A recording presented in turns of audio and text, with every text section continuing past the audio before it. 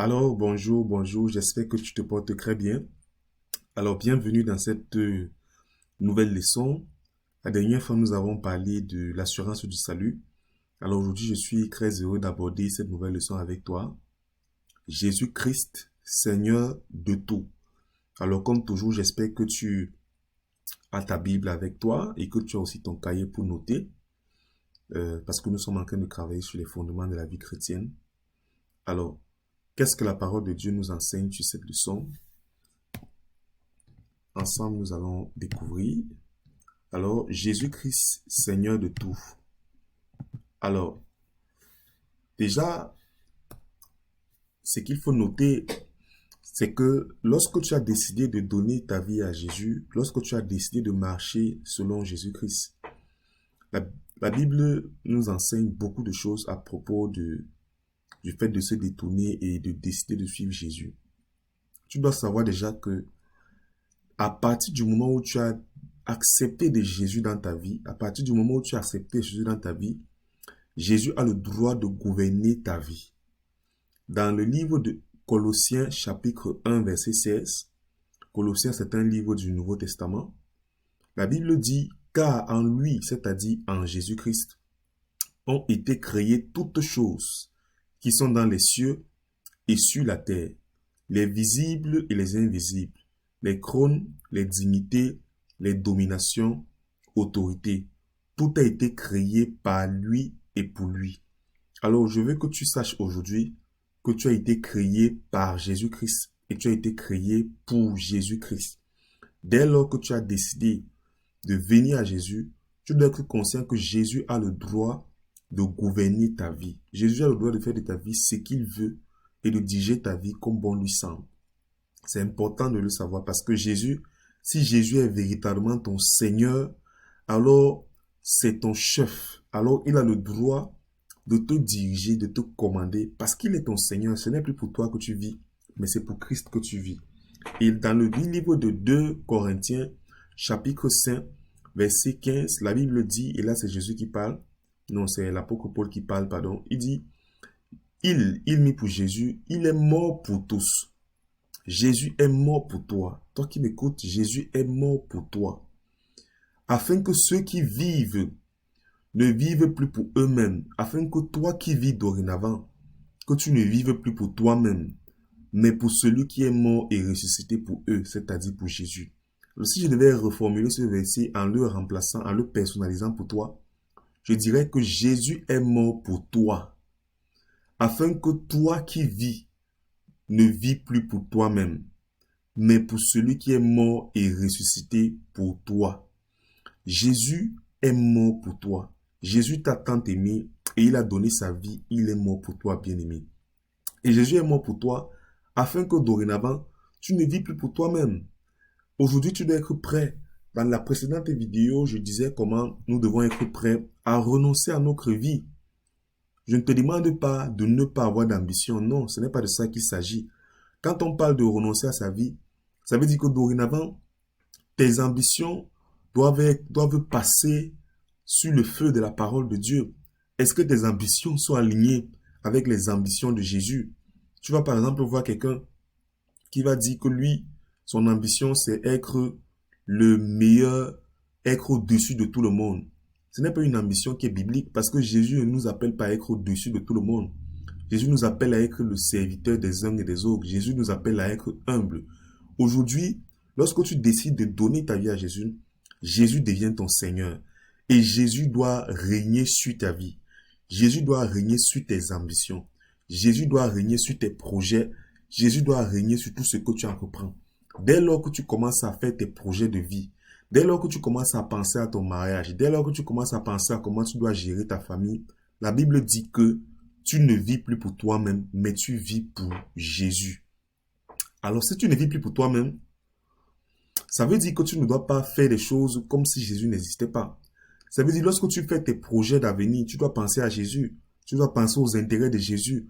Lorsque tu dis que tu vas déménager pour aller vivre dans une autre ville, pour aller dans un autre pays t'installer, est-ce que c'est ce que Jésus veut? Si c'est ça, gloire à Dieu, c'est une bonne chose. Mais pose-toi la question, est-ce que c'est ce que Jésus attend de moi? Quand tu dis que tu veux abandonner cet emploi Ou bien quand tu dis que tu veux abandonner cette activité que tu avais commencé à faire, est-ce que c'est ce que Jésus veut? Quand tu dis que tu vas divorcer, est-ce que c'est ce que Jésus veut? Est-ce que c'est ce que la parole de Dieu dit? Autant de choses. Dorénavant, parce que Jésus est Seigneur de ta vie, tu dois te rassurer que tout ce que tu fais est conforme à la parole de Dieu. Tu dois te rassurer que tout ce que tu entreprends est conforme à la parole de Dieu. Parce que Christ est la parole faite chair, venue sur la terre. Jésus-Christ ne va jamais aller à l'encontre de la parole de Dieu. Dès aujourd'hui, tu dois travailler à soumettre ta vie à la parole de Dieu. Tu dois travailler à soumettre tes desseins, tes ambitions, tes motivations à la parole de Dieu. Et c'est ainsi que tu vas grandir et que tu vas véritablement établir Jésus dans ta vie comme ton Seigneur et ton Sauveur. Donc, première chose, Jésus a le droit de gouverner ta vie. Bien-aimé, Jésus a le droit de gouverner ta vie. Pourquoi? Parce que Jésus est mort pour toi et dorénavant, tu ne vis plus pour toi-même, mais tu vis pour Jésus-Christ qui est mort et ressuscité. Et si tu vis pour Jésus-Christ, alors tu auras les récompenses que Jésus-Christ a promis à ses serviteurs. Le deuxième point, alors, comment savoir que Christ est Seigneur de ma vie? C'est certainement la question que tu es en train de te poser pendant que je te parle. Tu te dis, comment est-ce que je vais faire pour savoir donc que Jésus-Christ est vraiment Seigneur de ma vie? Oui, tu te dis, j'ai accepté Jésus, j'ai décidé de suivre Jésus, mais comment je fais pour savoir que je suis sur la bonne route? Comment je fais pour savoir que je suis en train de bien faire, que je suis véritablement en train de faire de Jésus le Seigneur de ma vie? Alors, la Bible dit dans le livre de Luc 6, dans Luc chapitre 6, verset 46, le livre de Luc, c'est dans le Nouveau Testament. Donc, ouvre ta Bible, va dans le livre de Luc, cherche le verset 46, prends ton temps s'il le faut, mets pause, ne sois pas pressé. Alors, c'est Jésus dit, pourquoi m'appelez-vous Seigneur, Seigneur, et ne faites-vous pas ce que je dis? Alors, Jésus est en train de dire ici à des hommes, pourquoi m'appelez-vous Seigneur, Seigneur, et ne faites-vous pas ce que je dis? Si tu te dis aujourd'hui, si tu te poses la question de savoir, est-ce que Jésus est vraiment Seigneur de ma vie? Voici une réponse. Si Jésus est le Seigneur de ta vie, alors tu dois faire ce que Jésus te dit. Si Jésus est le Seigneur de ta vie, alors tu dois faire ce que la parole de Dieu dit. Je vais prendre un exemple très simple. Parce que Jésus est le Seigneur de ta vie, la Bible dit par exemple que tu ne convoiteras point la femme d'autrui. Parce que Jésus est devenu le Seigneur de ta vie, tu ne peux plus désirer la femme de quelqu'un. Si jamais tu avais l'habitude d'être la maîtresse ou l'amant des hommes mariés ou des femmes mariées, parce que tu as décidé de faire de Jésus ton Seigneur, alors tu vas commencer à faire ce que la parole de Dieu dit. Tu vas décider d'abandonner ces mauvaises voies. Parce que tu as décidé de faire Jésus ton Seigneur, alors ce que tu faisais et qui ne plaisait pas à Dieu, tu vas décider de l'abandonner. Peut-être avant tu fumais. Pourtant Jésus dit que ton corps est le temple du Saint-Esprit. Parce que tu décides de faire de Jésus ton Seigneur, tu dois décider d'arrêter de fumer. Parce que cette cigarette détruit ton corps. Et le fait de fumer détruit ton corps. Et ça annule la parole que Jésus a dit en disant que nos corps doivent être le temple du Saint-Esprit. Si avant, tu prenais ton corps, tu faisais ce qui ne glorifiait pas Dieu avec, tu te masturbais, tu voyais de la pornographie, dis que Jésus est Seigneur, c'est faire ce que Jésus te dit. Jésus demande qu'on se sanctifie. Jésus demande que tu te mettes à part pour lui. Jésus demande que tu fuis le péché, que tu fuis ce qui ne lui plaît pas, que tu évites de tomber dans des choses qui vont te souiller, qui vont souiller ton âme, qui vont souiller ta personne. Et le verset qui suit, c'est Galates 2, verset 20. Alors, Galates, c'est aussi un livre du Nouveau Testament. Galates 2, verset 20. Et la Bible dit, « J'ai été crucifié avec Christ. Et si je vis, ce n'est plus moi qui vis. C'est Christ qui vit en moi. Si je vis maintenant dans la chair, c'est tout ce qui est opposé à la volonté de Dieu. La chair, c'est tout ce qui est opposé à la voix de Dieu. La chair, c'est cette chose qui est en toi, qui t'amène à faire ce que Dieu ne veut pas. La Bible dit de ne pas mentir. mais tu as comme ce désir en toi qui veut te pousser à mentir. La Bible dit de ne pas se livrer à l'impudicité, à l'immoralité sexuelle, mais tu as comme ce désir en toi qui te pousse toujours à vouloir te livrer à l'immoralité sexuelle. La chair, c'est tout ce qui n'aime pas Dieu dans ta vie. C'est pas la chair physique au sens la chair et tout, non. Mais c'est une expression spirituelle pour désigner tout ce que nous avons en nous et qui rejette Dieu et qui rejette les lois de Dieu. Alors il dit, si je vis maintenant dans la chair, je vis dans la foi au Fils de Dieu qui m'a aimé et qui s'est livré pour moi-même. Amen. Alors, Paul était en train de parler ici avec le peuple de Galate et il leur faisait comprendre qu'il a été crucifié avec Christ. Toi aussi, tu as été crucifié, avec Christ. Et si tu vis dorénavant, ce n'est plus toi qui vis. Une des manières de savoir que Christ est vraiment Seigneur de ta vie, c'est de te poser la question, est-ce que c'est moi qui vis? Est-ce que c'est moi qui vis ou bien c'est Christ qui vit en moi? Lorsque Christ vit en moi, voilà ce qui se passe. Tu as par exemple un collègue ou bien tu es allé au travail. Tu as un ami qui t'a tellement, ou bien tu es allé à l'école. Tu as un ami qui t'a tellement frustré, énervé et tu te dis, mon Dieu, ce gars, il m'a tellement mal parlé. Cette fille, elle m'a tellement mal parlé. Ta chair, tu as cette chose en toi qui te dit, donne-lui une bonne paire de gifles pour montrer à cette personne que non, on ne te parle pas comme ça. Tu t'es senti indigné par quelqu'un qui t'a mal parlé et tu veux répliquer, tu veux frapper la personne, tu veux insulter la personne, tu veux te fâcher, tu veux la libérer ta colère. La chair qui est en toi veut s'exprimer.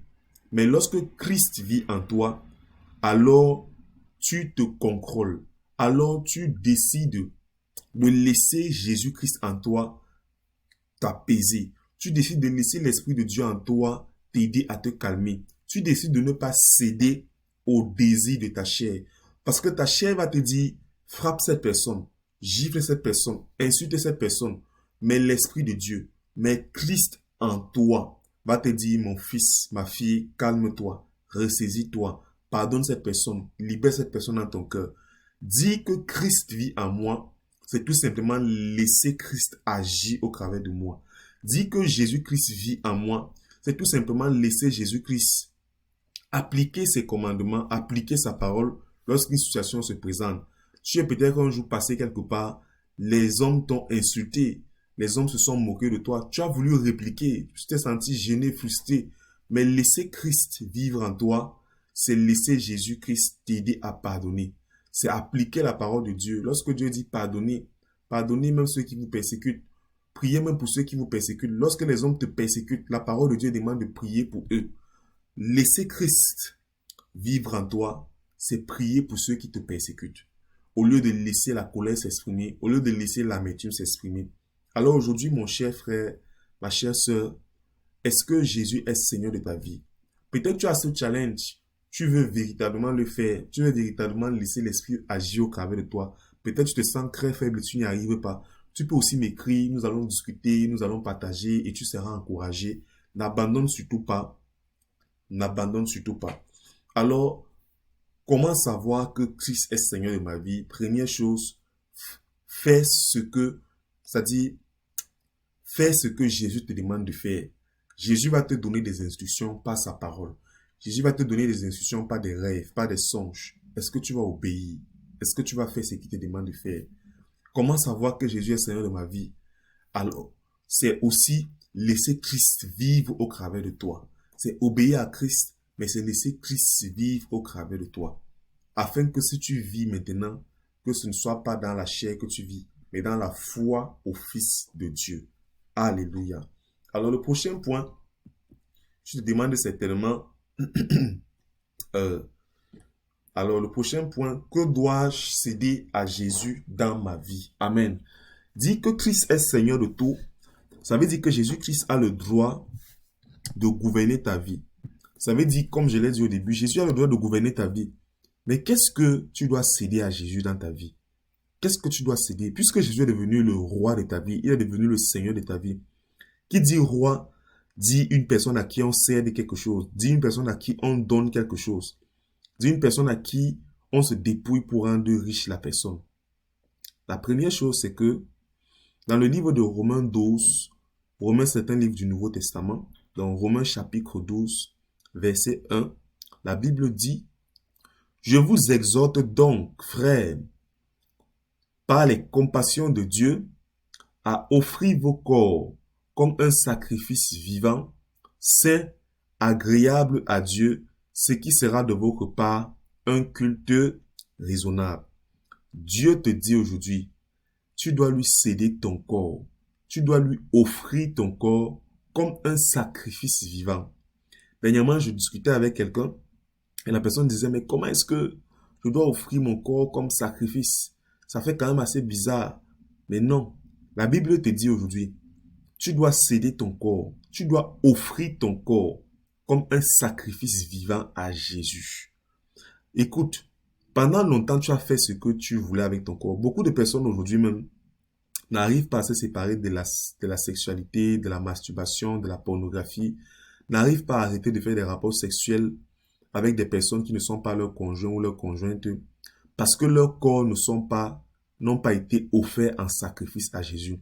Si tu m'écoutes et que pendant longtemps tu as souffert de l'immoralité sexuelle, tu as souffert de la pornographie, de la masturbation, de l'ivrognerie, de tous les désirs de la chair, de la colère, tu as souffert de la drogue, tu as souffert de tout ce que tu veux.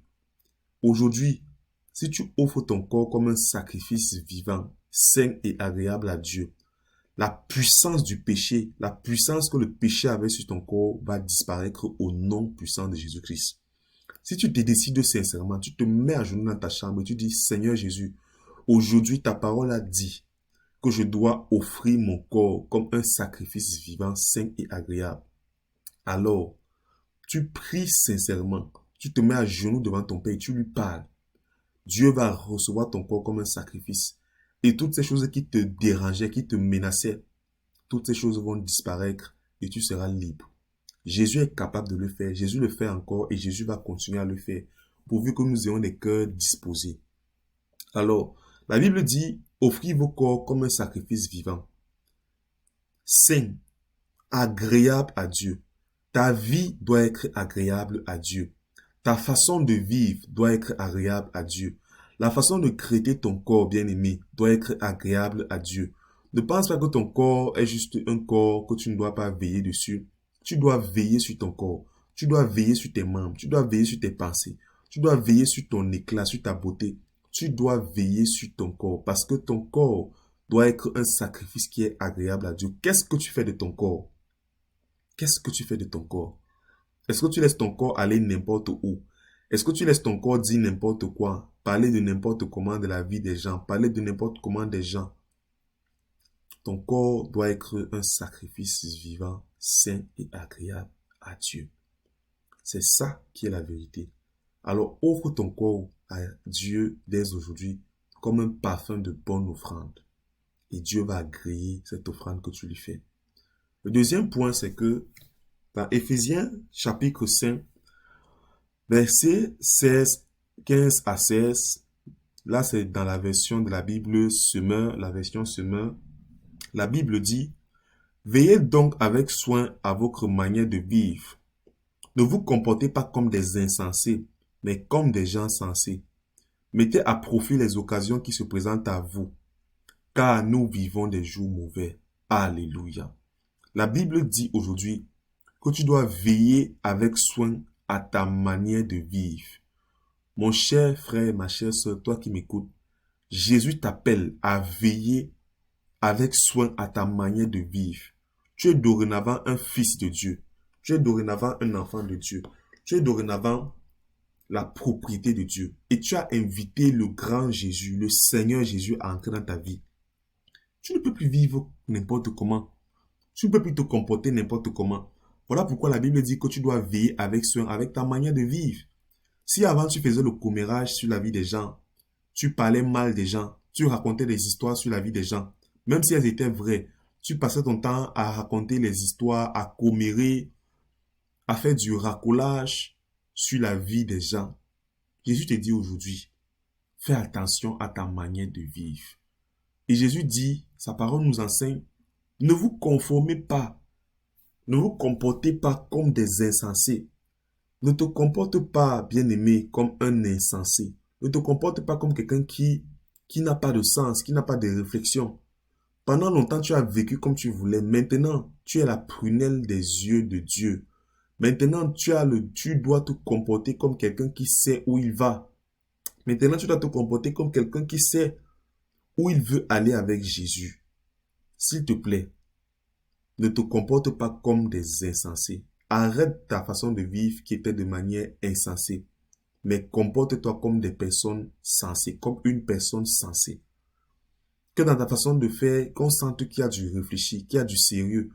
Avant, tu parlais, tu te mettais à parler sans retenue, tu étais colérique, tu étais toujours dans les disputes, les bagarres au quartier, les bagarres avec les amis. Aujourd'hui, Dieu t'appelle à te comporter comme quelqu'un de sensé. Et Dieu te dit, mon fils, ma fille, veille avec soin à ta manière de vivre. Fais attention à ta manière de vivre. Ne vis plus dans le désordre. Ne vis plus dans les disputes. Vis comme quelqu'un qui est devenu un enfant de Dieu. Vis comme le fils de quelqu'un qui est important. Alléluia. Alors, dans le livre de 1 Pierre 5, chapitre 5, versets 6 à 7, le livre de Pierre, c'est dans le Nouveau Testament. La Bible dit, humiliez-vous donc sous la puissante main de Dieu, afin qu'il vous élève au temps convenable. Déchargez-vous sur lui de tous vos soucis, car lui-même prend soin de vous. Alors, le Seigneur te dit aujourd'hui de t'humilier sur sa main puissante. Lorsqu'on parle de s'humilier sur la main de Dieu, on parle d'accepter de faire la volonté de Dieu.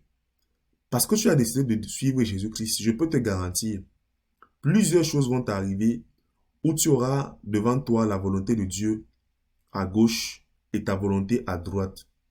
Mais Dieu veut que tu t'humilies. Dieu ne va pas t'humilier. Dieu veut que toi-même tu t'humilies. C'est pourquoi la Bible dit, humiliez-vous. Tu dois prendre la résolution de t'humilier sous la main puissante de Dieu. Et la promesse que Dieu te fait, c'est que si tu décides de t'humilier sous la main de Dieu, si tu décides de t'humilier sous la parole de Dieu, Dieu va t'élever au temps convenable. Dieu a prévu élever chacun de ses enfants. Toi qui m'écoutes, je veux que tu saches que Dieu a prévu t'élever. Mais pour que tu sois élevé, il faut que tu sois humilié. Il faut que toi-même tu décides de t'humilier sous la main puissante de Dieu. Il faut que toi-même tu prennes la résolution de t'humilier sous la main de Dieu. Oh, Jésus t'aime. Jésus t'aime énormément. Et parce que Jésus t'aime, tu dois être prêt à t'humilier pour faire sa volonté, à t'humilier pour obéir à sa parole. Il va arriver que tu aies en face de toi des choses que tu n'es pas prêt à abandonner, que tu n'es pas prêt de laisser. Mais si jamais Dieu te demande de laisser ces choses, sois prêt à t'humilier. Alléluia. Et donc, au verset 7, la Bible dit, déchargez-vous sur lui de tous vos soucis, car lui-même prend soin de vous. Qu'est-ce que tu dois céder à Jésus dans ta vie? Tu dois céder à Jésus tes soucis. Cède à Jésus tes soucis. Cède à Jésus tes inquiétudes. Tu as certainement des raisons de t'inquiéter. Oui, tu as des problèmes. Oui, tu as des difficultés. Oui, tu as des challenges.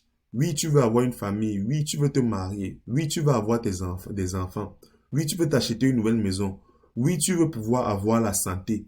Oui, tu veux pouvoir faire beaucoup de choses. Jésus dit, déchargez-vous sur lui de tous vos soucis.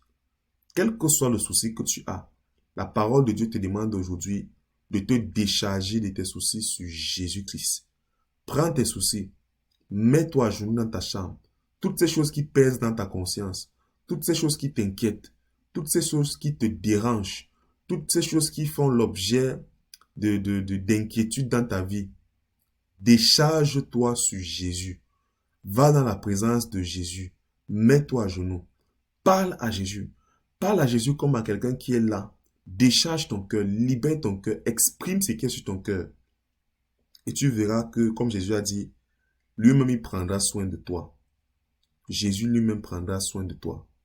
Alors n'abandonne pas. Décharge-toi sur Jésus. Tu passes par des moments difficiles, décharge-toi sur Jésus. Tu traverses des moments de douleur, décharge-toi sur Jésus. Parce que lui-même prend soin de toi. Lui-même prend soin de toi. Amen.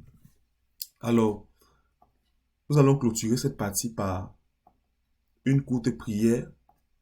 Je vais t'inviter aujourd'hui à faire ta prière et à inviter Dieu, à inviter Jésus à devenir le Seigneur de ta vie.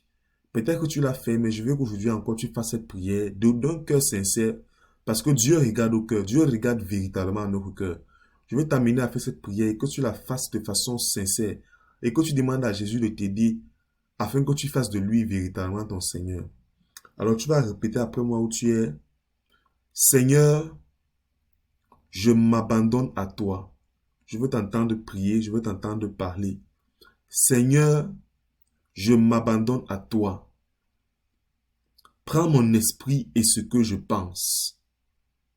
Prends mes yeux et ce que je vois. Prends mes oreilles et ce que j'entends. Prends mes lèvres et ce que je dis. Prends mon cœur et ce que je ressens. Prends mon cœur et mes attitudes. Prends mes mains et ce que je fais. Prends mes pieds et où je vais. Prends mon corps, c'est ton temple. Remplis-moi de ton Saint-Esprit, je veux t'obéir. Je veux faire ta volonté. Au nom de Jésus-Christ. Amen. Alors, nous avons aujourd'hui confié nos pieds, nos mains, nos lèvres, nos oreilles. Dès aujourd'hui, Jésus est Seigneur même dans tes oreilles. Alors tu dois faire attention à ta manière d'écouter la musique. Qu'est-ce que tu écoutes comme musique? Tu dois faire attention dorénavant à ce que tu écoutes. Parce que dire que Jésus est Seigneur, cela veut dire que tu dois offrir tes oreilles comme un sacrifice vivant à Dieu. Tu ne peux pas dire que tu es devenu un enfant de Dieu et tu écoutes par exemple des musiques perverses, et tu écoutes des musiques mondaines, et tu écoutes des musiques qui ne glorifient pas Dieu. Tu ne peux pas dire que Jésus est Seigneur de ta vie et tu écoutes des musiques qui blasphèment la parole de Dieu. Et tu écoutes des musiques qui ne glorifient pas Dieu. Des musiques charnelles, des musiques mondaines, des musiques qui créent en toi des émotions du monde. J'avais l'habitude d'écouter certaines musiques à l'époque. Et quand j'écoutais ces musiques, certaines musiques, ça créait en moi une sorte de tristesse, une sorte de solitude, une sorte de frustration. Ça créait en moi des pulsions sexuelles, des désirs sexuels. Et je me retrouvais en train de parfois pécher dans mes pensées. Aujourd'hui, parce que tu veux faire de Jésus-Christ Seigneur, parce que tu veux faire de Jésus-Christ le Seigneur de ta vie, tu dois faire attention à ce que tu écoutes. Arrête d'écouter n'importe quoi. Arrête d'écouter n'importe quelle musique. Arrête d'écouter le commérage sur la vie des gens, sur la vie des autres. Arrête de prêter ton oreille lorsqu'on calomnie des personnes. Arrête cela. Ton oreille est dorénavant consacrée à Jésus. Voilà pourquoi tu dois faire attention à ce que tu entends. Arrête d'écouter n'importe quel enseignement sur les réseaux sociaux. Arrête d'écouter les faux enseignements. Tu connais qu'un enseignement est faux, mais tu prends quand même plaisir à écouter. Non, ce n'est pas bon. Arrête. Arrête d'écouter la voix de la divination. Arrête. Alors, ta bouche doit être consacrée à Dieu. Fais dorénavant attention à ce que tu dis. Fais dorénavant attention à ce qui sort de ta bouche. Fais dorénavant attention aux insultes. Fais dorénavant attention aux médisances. Fais dorénavant attention à ce que tu dis aux autres concernant les autres. Fais dorénavant attention à ce que tu dis à cette personne. Parce que ta bouche appartient à Jésus. Et ta bouche, et Jésus-Christ doit être Seigneur de ta bouche. Fais dorénavant attention, mon frère, ma soeur, à ce que tu regardes. Fais attention à ces images sur les réseaux sociaux où les filles sont presque dénudées et que on prend parfois plaisir à regarder pour faire plaisir à nos yeux. Fais attention à ces vidéos que tu vois sur TikTok, sur Facebook, sur Instagram, sur Snapchat, où des hommes et des filles sont dénudés, s'habillent de façon légère et qui t'excitent. Fais attention aux vidéos que tu regardes, aux films que tu regardes, où les gens s'embrassent, où les gens font l'amour et ça t'excite et après ça t'amène à pécher contre Dieu. Jésus a dit, veillez donc avec soin à votre manière de vivre. Tu dois faire attention dorénavant à ta manière de vivre. Tu dois faire attention dorénavant à ce que tu regardes. La Bible dit que ne vous comportez pas comme des insensés. Tu as lutté pendant longtemps avec le péché, avec l'immoralité, avec la masturbation.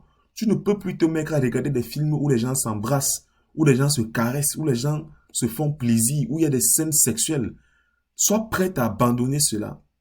Tu ne peux plus regarder des séries qui te font pécher. Tu ne peux plus regarder des scènes de violence pour te faire plaisir, pour te distraire. Tu dois être prêt à abandonner cela.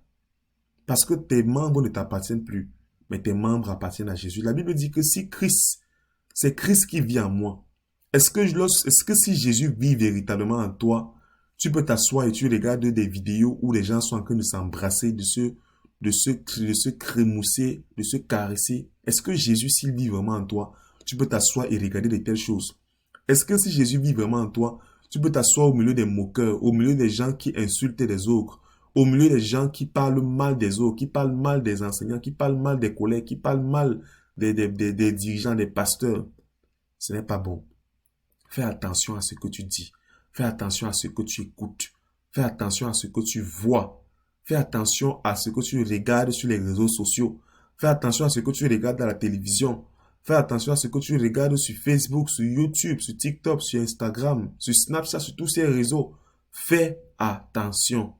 Alléluia. Fais attention. Fais attention à tes lèvres. Arrête d'utiliser tes lèvres pour embrasser quelqu'un qui n'est pas ton partenaire. Ton corps appartient dorénavant à Jésus. Tu ne peux pas utiliser ton corps pour faire de ça n'importe quoi. Non, ce n'est pas possible, ce n'est pas bon. Jésus ne veut pas de cela. Est-ce que si Jésus vit au travers de toi, il va te laisser? Est-ce que si Jésus vivait au travers de toi, véritablement comme ça doit être le cas, tu pouvais te lever et aller embrasser n'importe qui? Embrasser des gens avec tes lèvres alors que ce ne sont pas tes conjoints, tes conjointes? Non, tu ne l'aurais pas fait. Sache donc aujourd'hui que Jésus vit au travers de toi et que dorénavant, ce n'est plus toi qui vis, mais c'est Jésus qui vit. Fais donc attention à ta manière d'utiliser tes lèvres. Fais attention à ta manière d'utiliser ta main. Arrête d'embrasser, arrête de caresser cette fille, arrête de caresser cet homme. Arrête d'utiliser ta main pour te masturber, pour te donner du plaisir. Arrête d'utiliser ta main pour fumer, pour te droguer. Arrête, arrête, arrête. Ces mains dorénavant appartiennent à Jésus. Ces mains ont été crucifiées avec Jésus. Alors tu n'as plus le droit de l'utiliser comme tu voulais, mais tu dois les utiliser comme Jésus le veut. Fais attention à où tu amènes tes pieds. Avant, tu partais où tu voulais, tu faisais comme tu voulais, tu partais en boîte de nuit comme tu voulais, tu te déplaçais comme tu voulais. Aujourd'hui, tu dois faire attention à la manière avec laquelle tu utilises tes pieds. Ne va pas n'importe où, ne va plus n'importe où. Avant d'aller dans un lieu, dis-toi que est-ce que Jésus serait allé en boîte de nuit avec moi? Est-ce que Jésus serait allé dans une boîte de nuit?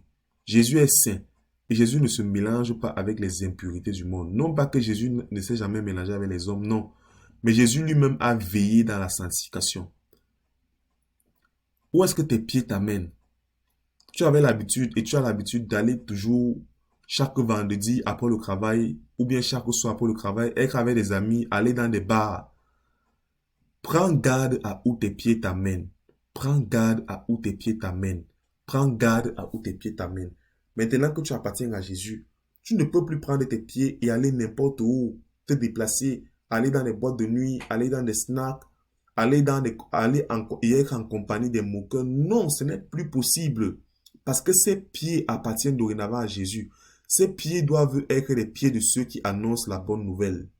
Oui, c'est ça qui est la vérité. Fais attention à ton corps. Ton corps est dorénavant le temple du Saint-Esprit. Fais attention à ta manière d'utiliser ton corps. Ne laisse pas les hommes te tromper, te séduire. Ne laisse pas les hommes te faire comprendre qu'ils t'aiment et qu'ils veulent faire de toi leur femme parce qu'ils veulent coucher avec toi. Non. Fais attention à la manière avec laquelle tu utilises ton corps. Fais attention avec la manière avec laquelle tu habilles ton corps. Avant, tu t'habillais, tu exposais certaines parties de ton corps. Tu exposais ton ventre. Tu exposais tes seins. Tu exposais tes formes. Tu mettais des habits très sexy qui dessinaient tes formes. Aujourd'hui, ce corps est le temple du Saint-Esprit. Ce corps appartient à Jésus. C'est Jésus qui vit au travers de ce corps. Alors fais attention à ta manière de t'habiller. Ne t'habille plus n'importe comment. N'expose plus ton corps. Jeune femme, n'expose plus ton corps. Jeune homme, n'expose plus ton corps. Cache ton corps, couvre ton corps. Ce corps est réservé à ton futur partenaire, à ton futur mari officiel. Alléluia. Fais attention avec la manière avec laquelle tu utilises ton corps. Ne laisse plus ton corps se comporter d'une certaine manière. Ne prends plus ton corps pour faire les choses d'une certaine manière. Non, ce n'est pas bon. Abandonne cette manière de vivre. Consacre ton corps et offre ton corps comme un sacrifice vivant. La Bible est encore claire. C'est dans Romains 12, verset 1, dans la partie que dois-je céder à Jésus dans ma vie. La Bible dit par les compassions de Dieu, offrez vos corps comme un sacrifice vivant. Offre ton corps comme un sacrifice vivant. Et Dieu va se glorifier et Dieu va sanctifier ton corps. Et tu seras libre au nom de Jésus-Christ. Alors aujourd'hui, j'ai partagé quelques éléments sur ce point Jésus-Christ Seigneur de tout. Si tu n'es pas encore abonné à la page, je t'invite à t'abonner. N'oublie pas aussi de laisser un commentaire en bas de la vidéo pour encourager quelqu'un à écouter la vidéo, mais aussi à partager à son entourage. Si tu as été béni par la vidéo, partage à ton entourage parce que les personnes doivent aussi se tourner vers Jésus comme toi aussi tu t'es tourné vers Jésus. Que toute la gloire revienne au Saint-Esprit. Je vais juste prier pour clôturer ce moment. Je pense que nous avons déjà prié, donc gloire au Seigneur. Alors, on se retrouve bientôt pour le prochain numéro, prochaine leçon. J'espère que tu ne vas pas t'arrêter à ce niveau parce que dans la prochaine leçon, je vais aborder un sujet très intéressant. Le titre de la prochaine leçon, c'est Dieu te parle. Je vais partager avec toi comment Dieu te parle. Pendant longtemps, tu t'es dit, je prie, je jeûne, je médite, je fais des choses, mais j'ai l'impression que Dieu ne me parle pas. Non, Dieu te parle. Et dans la prochaine leçon, je vais aborder avec toi comment Dieu te parle. Alors, sois là, sois disponible, n'abandonne pas, continue à persévérer et tu seras béni en écoutant ces enseignements et ta vie aura de solides fondements en Christ. Tu es béni. Shalom.